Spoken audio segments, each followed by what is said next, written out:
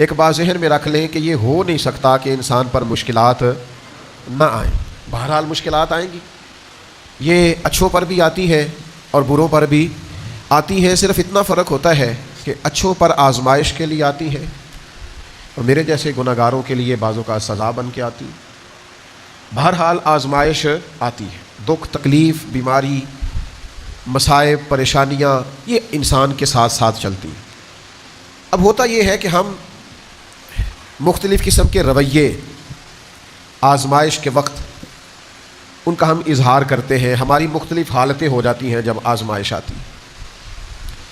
صرف سمجھنے کی بات یہ ہے کہ آزمائش تو بہرحال آئے گی، تو ہم نے کرنا کیا ہے؟ بہت سارے لوگ ان کو پتہ ہوتا ہے کہ گرمی کا موسم آ رہا ہے، تو اس سے پہلے وہ کیا کرتے ہیں، جن کے پاس سہولیات ہوتی ہیں وہ اپنا اے سی ٹھیک کرا لیتے ہیں، اس کی ریپیئرنگ کا کوئی کام کرنا ہو کرا لیتے ہیں، جن کو وہ میسر نہ ہو وہ پنکھوں کو صاف کر لیتے ہیں۔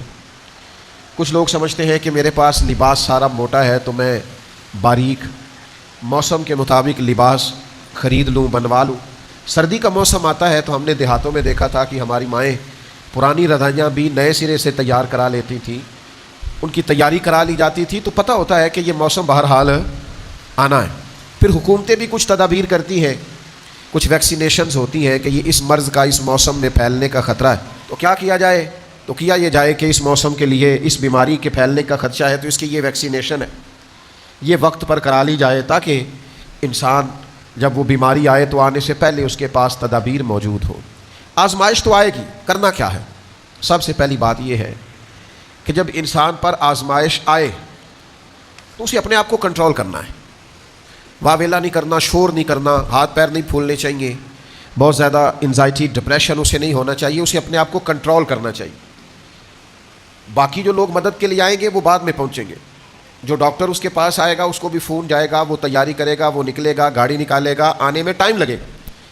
اس کے پاس اگر ریسکیو والی ٹیمیں آئیں گی تو وہ بھی ٹائم، سب سے پہلے اسے ذہنی طور پر مشکل کے آتے ہی اسے یہ دیکھنا چاہیے کہ میرا اپنا کنٹرول لیول کس طرح کا، اسے اپنے آپ کو بہت اعتماد میں رکھنا ہے، تحمل میں رکھنا۔ مشکل آ گئی ہے، اب یہ فوراً نہیں جائے گی۔ ایک اصول سمجھ لیں کہ نبی پاک علیہ السلام نے فرمایا کہ صبر وہ ہے جو پہلے صدمے کے وقت کیا جاتا ہے، جو عین مصیبت جب آئے اس وقت جو لوگ صبر کرتے ہیں اس کو صبر کہا جاتا ہے۔ جس کو ہفتے کے بعد آیا وہ صبر نہیں، وہ تو زخم ہی ٹھیک ہو گیا ہے۔ جس نے ایک مہینے کے بعد کہا ہے مجھے صبر آ گیا ہے تو وہ تو اب تو زخم ہی مندمل ہو گیا، اب تو وقت نے مرہم پٹی کر دی۔